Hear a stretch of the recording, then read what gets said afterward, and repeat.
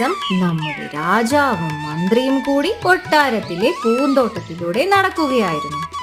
മന്ത്രി, ഞാൻ ഒരു കാര്യം ചോദിക്കട്ടെ? ചോദിച്ചാലും പ്രഭു. ജീവിതത്തിൽ താങ്കൾക്ക് എപ്പോഴെങ്കിലും സ്വർണ്ണ നാണയമോ നിധിയോ ഇതിലേതെങ്കിലും ഒന്ന് തിരഞ്ഞെടുക്കേണ്ടി വന്നാൽ നിങ്ങൾ ഇതിൽ ഏത് തിരഞ്ഞെടുക്കും? രാജാവിന്റെ ചോദ്യം കേട്ടതും മന്ത്രി നടത്തം നിർത്തി. എന്നിട്ട് പറഞ്ഞു, അങ്ങനെ ഒരു അവസരം വന്നാൽ ഞാൻ തീർച്ചയായും സ്വർണ്ണ നാണയം തന്നെ തിരഞ്ഞെടുക്കും പ്രഭു. മന്ത്രിയുടെ മറുപടി കേട്ട രാജാവ് ഒന്ന് ഞെട്ടി. അദ്ദേഹം മന്ത്രിയോട് പറഞ്ഞു, മന്ത്രി, അങ്ങന്റെ ചോദ്യത്തിന് ആലോചിക്കാതെയാണ് മറുപടി പറഞ്ഞതെന്ന് തോന്നുന്നു. നിങ്ങൾ നന്നായി ആലോചിച്ചതിന് ശേഷം മാത്രം മറുപടി പറഞ്ഞാൽ മതി. ഇതിൽ ആലോചിക്കേണ്ടതായി ഒന്നും തന്നെ ഇല്ല പ്രഭു. ഞാൻ തീർച്ചയായും സ്വർണ്ണ നാണയം തന്നെ തിരഞ്ഞെടുക്കും. മന്ത്രിയുടെ വാക്കുകൾ കേട്ട രാജാവ് തീർത്തും നിരാശനായി. അദ്ദേഹം പറഞ്ഞു, ഞാൻ കരുതിയിരുന്നത് കൊട്ടാരത്തിലെ മറ്റു അംഗങ്ങളെ പോലെ അങ്ങ് അത്യാഗ്രഹിയല്ല എന്നാണ്. പക്ഷേ നിങ്ങൾ എന്റെ ധാരണ തെറ്റിച്ചു. എന്നാലും ചോദിക്കുകയാണ്, നിങ്ങൾ എന്തുകൊണ്ടാണ് സ്വർണ്ണ നാണയം തന്നെ തിരഞ്ഞെടുത്തതെന്ന് പറയാമോ? രാജാവിന്റെ വാക്കുകൾ കേട്ട മന്ത്രി പുഞ്ചിരിച്ചുകൊണ്ട് പറഞ്ഞു, മഹാനായ അങ്ങയുടെ രാജ്യത്തിൽ നീതിക്ക് യാതൊരു ബുദ്ധിമുട്ടുമില്ല പ്രഭു. അതുകൊണ്ട് തന്നെ എനിക്ക് നീതി പ്രത്യേകിച്ച് തിരഞ്ഞെടുക്കേണ്ട ആവശ്യവുമില്ല. എന്നാൽ അങ്ങയുടെ കയ്യിൽ നിന്നും സ്വർണ്ണ നാണയം ലഭിക്കുക എന്നത് വളരെ ബുദ്ധിമുട്ടുള്ള കാര്യമാണ്. അതുകൊണ്ടാണ് ഞാൻ സ്വർണ്ണ നാണയം തിരഞ്ഞെടുത്തത്. നീതിമാനായ രാജാവിന് മന്ത്രിയുടെ വാക്കുകൾ വളരെയധികം ഇഷ്ടപ്പെട്ടു. മന്ത്രിയുടെ ബുദ്ധിവൈഭവത്തിൽ സന്തുഷ്ടനായ രാജാവ് അദ്ദേഹത്തിന് ധാരാളം സ്വർണ്ണ നാണയങ്ങൾ സമ്മാനമായി നൽകുകയും ചെയ്തു.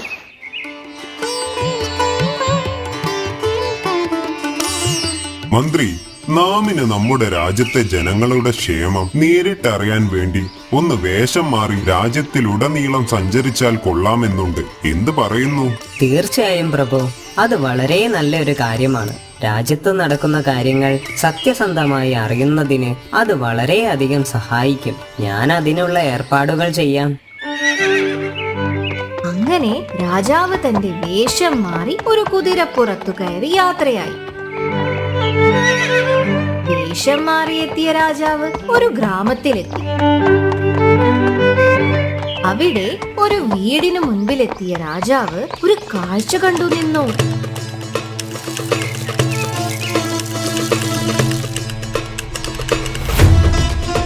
ആ വൃദ്ധനോട് തന്നെ ആദ്യം സംസാരിച്ചു നോക്കാം.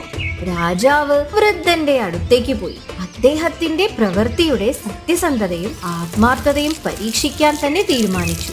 അതിനായി രാജാവ് വൃദ്ധനോട് ചോദിച്ചു, നിങ്ങൾ എന്തിനാണ് ഈ പ്രായത്തിലും മരത്തൈകൾ നടുന്നത്? എന്തായാലും ഈ തൈകൾ മരമായി കായ്ഫലം നൽകാറാവുമ്പോൾ ഒരുപാടാകും. ചിലപ്പോൾ അത് നിങ്ങൾക്ക് കഴിക്കാൻ കഴിഞ്ഞില്ലെന്നും വരാം. നമുക്കിന്ന് ഫലങ്ങൾ തരുന്ന മരങ്ങളൊന്നും ഞാനോ നിങ്ങളോ നട്ടതല്ല, നമ്മുടെ പൂർവികർ നട്ടതാണ്. അവർ ഇതുപോലെ കരുതിയില്ലെങ്കിൽ നമുക്കിന്ന് കഴിക്കാൻ ഒന്നും ഉണ്ടാകുമായിരുന്നില്ല. അപ്പോൾ നിങ്ങൾ അടുത്ത തലമുറയ്ക്ക് വേണ്ടിയാണോ ഈ തൈകൾ നടുന്നത്? തീർച്ചയായും നമ്മൾ വിതയ്ക്കുന്നതിന്റെ ഫലം നമുക്ക് കിട്ടിയില്ലെങ്കിലും മറ്റാർക്കെങ്കിലും അത് ഉപകരിക്കും. ഇതു കേട്ട രാജാവിന് വൃദ്ധന്റെ സഹജീവികൾക്കും നന്മ ചെയ്യണമെന്നുള്ള ഉദ്ദേശത്തോടെയുള്ള പ്രവൃത്തിയിൽ അഭിമാനം തോന്നി.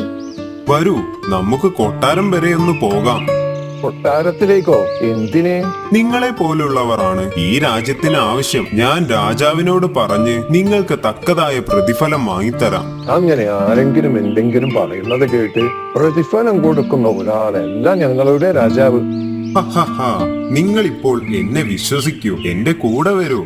അങ്ങനെ മനസ്സില്ലാ മനസ്സോടെ വൃദ്ധൻ വേഷം മാറിയ രാജാവിന്റെ കൂടെ കൊട്ടാരത്തിലേക്ക് പുറപ്പെട്ടു.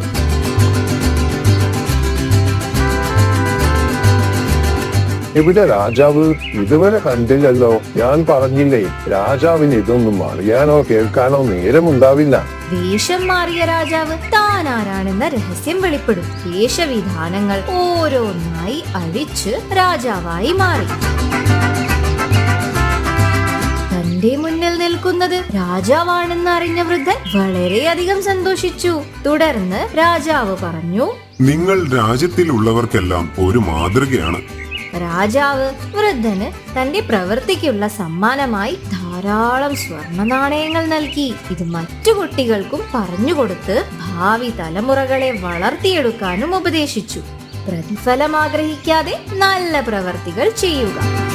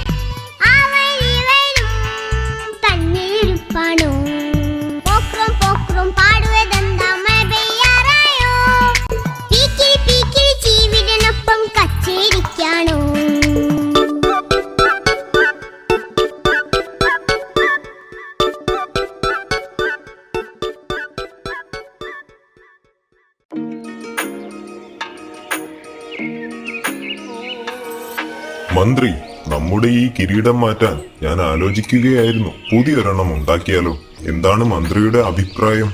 അങ്ങയുടെ ഇഷ്ടം പോലെ. നമ്മുടെ ഖജനാവിൽ തന്നെ അങ്ങ് ഉപയോഗിക്കാത്ത ഒരുപാട് കിരീടങ്ങൾ കിടപ്പുണ്ട്. പുതിയൊരെണ്ണം ഉണ്ടാക്കുന്നതിലും നല്ലത് അതിൽ നിന്ന് ഏതെങ്കിലും എടുത്ത് ഉപയോഗിക്കുന്നതല്ലേ? പുത്തൻ പണം ചിലവാകുകയുമില്ല. അതെ, നിങ്ങൾ പറഞ്ഞത് ശരിയാണ്. എന്റെ മുത്തച്ഛന്മാരുടെ കാലത്ത് അമൂല്യമായ കോഹിനൂർ കല്ലുകൊണ്ട് നിർമ്മിച്ച ഒരു കിരീടമുണ്ട്. അത് ധരിക്കാൻ ഞാൻ ആഗ്രഹിക്കുന്നു. ആരവിടെ? നമ്മുടെ ഖജനാവിലുള്ള കോഹിനൂർ കിരീടം എത്രയും പെട്ടെന്ന് നമ്മുടെ മുന്നിൽ ഹാജരാക്കുക. ഉത്തരവ് രാജൻ.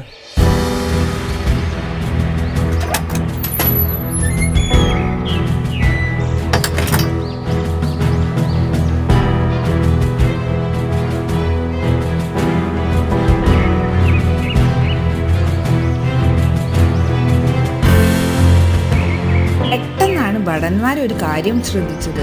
കോഹിനൂർ കിരീടം വെച്ച സ്ഥലത്ത് കിരീടം കാണാനില്ല. ദൈവമേ, നമ്മുടെ രാജാവിന്റെ വിലപിടിപ്പുള്ള കോഹിനൂർ കിരീടം കാണാനില്ല. എന്ത്? സൂക്ഷിച്ചു നോക്ക്, നിലത്തെവിടെങ്കിലും വീണ് കിടപ്പുണ്ടാവും. ഭടന്മാർ ആ ഖജനാവ് മുഴുവൻ അരിച്ചു പെറുക്കി, പക്ഷെ കിരീടം മാത്രം കണ്ടെത്താൻ കഴിഞ്ഞില്ല. എന്ത്? നമ്മുടെ കോഹിനൂർ കിരീടം കാണാനില്ലെന്നോ? നിങ്ങളൊക്കെ പിന്നെ എന്ത് കാവൽക്കാരാണ്? ആരവിടെ? മന്ത്രിയെ വിളിക്കൂ. മന്ത്രി, കാര്യങ്ങൾ അറിഞ്ഞു കാണുമല്ലോ. നമ്മളിപ്പോൾ എന്ത് ചെയ്യണം? പറയൂ. എനിക്ക് അത് എങ്ങനെയെങ്കിലും തിരിച്ചു കിട്ടണം. പ്രഭു, കള്ളനെ ഞാൻ കണ്ടുപിടിക്കാം. കിരീടം കൊട്ടാരം വിട്ട് പുറത്തു പോയിട്ടില്ല, അതെനിക്ക് ഉറപ്പുണ്ട്. രാജാവിന്റെ കിരീടം മോഷ്ടിക്കാൻ ആർക്കാണ് ഇത്രയും ധൈര്യമുണ്ടായത്? പുതുതായി നിയമിച്ച ഭടന്മാരെ നമുക്ക് മുന്നിൽ ഹാജരാക്കാൻ പറയുക. മന്ത്രി, നമ്മുടെ കോഹിനൂർ കിരീടം കൊട്ടാരത്തിലെ ഭടന്മാർ മോഷ്ടിച്ചതാണെന്ന് നിങ്ങൾക്ക് ഉറപ്പാണോ? അതിനെന്തെങ്കിലും തെളിവോ സാക്ഷികളോ ഇല്ലാതെ എങ്ങനെ കണ്ടുപിടിക്കും? പ്രഭു, താങ്കളെപ്പോലെ ഞാനും നമ്മുടെ ഭടന്മാരെ വിശ്വസിക്കുന്നു. എന്നാൽ പുതുതായി നിയമിച്ച 4 ഭടന്മാരുണ്ട്. അവരെ പരിശോധിക്കാൻ എന്നെ അനുവദിക്കൂ. ശരി, നിങ്ങളെ ഞാൻ വിശ്വസിക്കുന്നു. ആരവിടെ? ആ 4 ഭടന്മാരോട് രാജകോടതിയിൽ ഹാജരാകാൻ പറയൂ.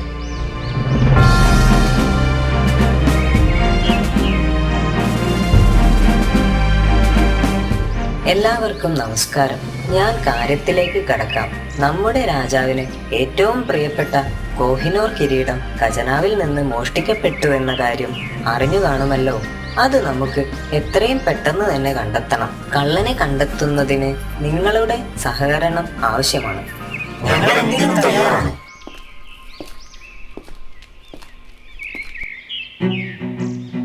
ഇത് വെറും സാധാരണ മാമ്പഴങ്ങളല്ല. കൊട്ടാര തന്ത്രിമാർക്ക് കൊടുത്ത് മന്ത്രം ജപിച്ച പ്രത്യേകതയുള്ള 4 പച്ച മാമ്പഴങ്ങളാണ് ഇത്. മന്ത്രി, ഇത് സമ്മാനിക്കാനാണോ ഇവരെ ഇവിടെ വിളിച്ചു കൂട്ടിയത്? അല്ല അല്ല പ്രഭു, എന്റെ ചോദ്യം ഇതുവരെ പൂർത്തിയായിട്ടില്ല. എന്നെ അനുവദിച്ചാലും. ശരി ശരി, വേഗമാവട്ടെ. മന്ത്രി 4 ഭടന്മാർക്കും ഓരോ മാമ്പഴം വീതം ചുവന്ന തുണി കൊണ്ട് പൊതിഞ്ഞു നൽകി. എന്നിട്ട് പറഞ്ഞു, ഈ മാമ്പഴങ്ങൾ 2 ദിവസം നിങ്ങളുടെ പക്കൽ സൂക്ഷിക്കുക. സൂര്യപ്രകാശം ഏൽക്കരുത്. 3-ാം ദിവസം രാജസന്നിധിയിൽ ഈ മാമ്പഴം ഹാജരാക്കുക. 2 ദിവസത്തിന് ശേഷമോ? 2 ദിവസം കഴിഞ്ഞാൽ ഈ മാമ്പഴങ്ങൾക്ക് എന്ത് സംഭവിക്കും മന്ത്രി? പ്രഭു, അതാണ് ഞാൻ നേരത്തെ സൂചിപ്പിച്ചത്. ഇതൊരു സാധാരണ മാമ്പഴമല്ല, ഒരു മാന്ത്രിക മാമ്പഴമാണ്. ഈ മാമ്പഴത്തിന് മധുരമുള്ള, മണമുള്ള, സ്വർണ്ണ നിറത്തിൽ പഴുക്കാനുള്ള ശക്തിയുണ്ട്. പക്ഷേ നമ്മുടെ രാജാവിന്റെ പ്രിയപ്പെട്ട കിരീടം മോഷ്ടിച്ചവന്റെ മാമ്പഴം ഒരിക്കലും പഴുക്കില്ല. ഭടന്മാർ ഭയത്തോടെ പരസ്പരം നോക്കി. അങ്ങനെ ദിവസങ്ങൾ കടന്നുപോയി. 3-ാം ദിവസം ഭടന്മാരോട് മാമ്പഴങ്ങളുമായി വരാൻ ആജ്ഞാപിച്ചു. മാമ്പഴം എനിക്ക് കൈമാറൂ. ഭടന്മാർ മന്ത്രിക്ക് മാമ്പഴം നൽകി. മന്ത്രി ഓരോ മാമ്പഴക്കെട്ടുകളും അഴിച്ചു. എല്ലാവരെയും അത്ഭുതപ്പെടുത്തി. മാമ്പഴങ്ങളിൽ ഒന്നൊഴികെ ബാക്കിയെല്ലാം പച്ചയായിരുന്നു. ഒരു മാമ്പഴം മാത്രം സ്വർണ്ണ നിറത്തിൽ പാകമായിരുന്നു. പ്രഭു, അങ്ങയുടെ കിരീടം എടുത്തത് ഇവനാണ്. എന്ത്? അതെങ്ങനെ മനസ്സിലായി?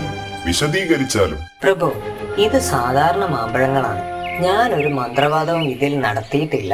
അങ്ങയുടെ കിരീടം മോഷ്ടിച്ചവൻ ഭയന്നുകൊണ്ട് രക്ഷപ്പെടാൻ വേണ്ടി പച്ച മാമ്പഴത്തിന് പകരം പഴുത്ത മാമ്പഴം വെച്ചു. ബലേവേഷ്, ആരവിടെ? ഇവനിൽ നിന്നും കിരീടം കൈക്കലാക്കി ഈ കള്ളനെ എത്രയും വേഗം തുറങ്കിലടയ്ക്കൂ. ഈ ലോകത്ത് ആരെന്ത് മറച്ചു പിടിക്കാൻ ശ്രമിച്ചാലും അവസാനം സത്യം പുറത്തു വരും. സത്യം മാത്രമേ വിജയിക്കൂ. സത്യമേവ ജയതേ.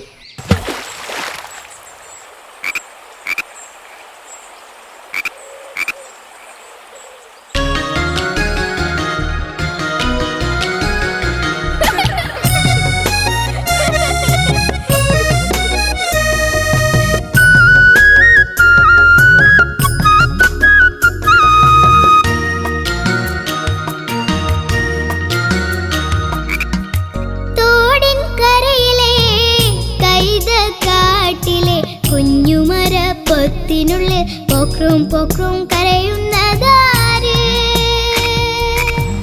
ബ്ലും ബ്ലും വെള്ളത്തിൽ ചാടിയതാരാണ്? മാനല്ല മീനല്ല അമ്പിളി മാമനുമല്ല, മാനല്ല മീനല്ല അമ്പിളി മാമനുമല്ല. തോടിൻ കരയിലെ കൈതക്കാട്ടിലെ കുഞ്ഞുമര പൊത്തിനുള്ളിൽ പൊക്രും പൊക്രും കരയുന്നതാര്?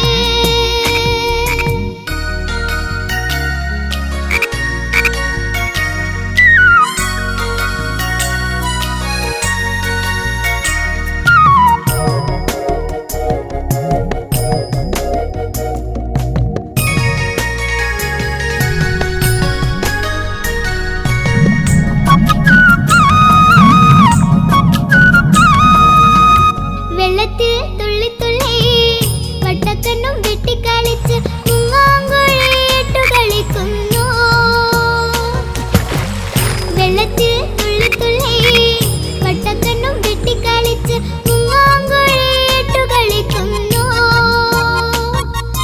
മണ്ണിൽ കഴിയാ മരപ്പൊത്തിലിരിക്കാം, മുങ്ങിക്കുളിക്കാം, നീന്തി തുടിക്കാം, വേഗത്തിൽ ചാടി നടക്കാം, പൊക്രം പൊക്രം കരയാം. വേഗത്തിൽ ചാടി നടക്കാം, പൊക്രം പൊക്രം കരയാം. മാനല്ല മീനല്ല അമ്പിളി മാമനുമല്ല, മാനല്ല മീനല്ല അമ്പിളി മാമനുമല്ല. തോടിൻ കരയിലെ കൈതക്കാട്ടിലെ കുഞ്ഞുമര പൊത്തിനുള്ളിൽ പൊക്രും പൊക്രും കരയുന്നതാര്?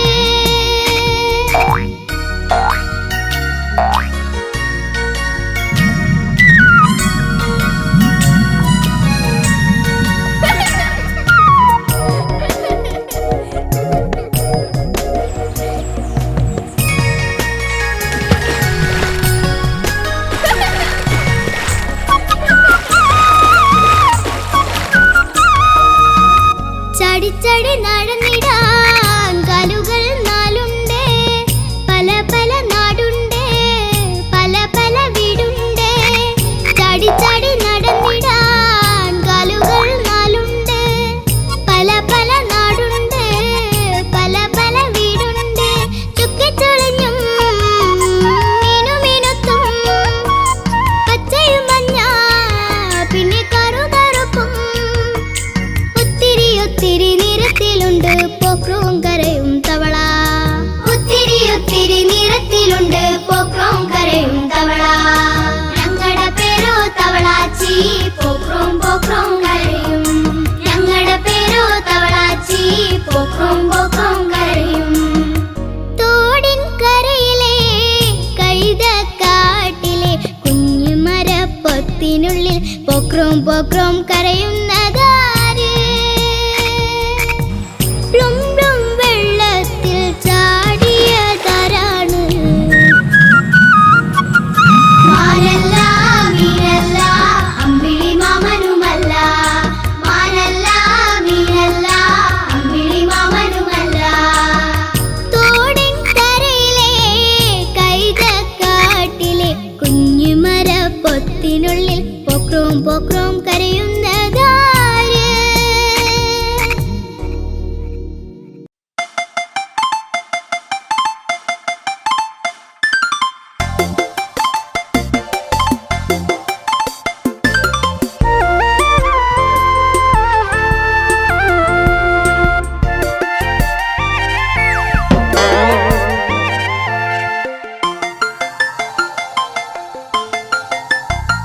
ചിച്ചിലക്കുഞ്ഞാരി ചിലക്കക്കിന്നാരി ചില്ലകളിൽ തുള്ളിയോടും അണ്ണാരക്കണ്ണ.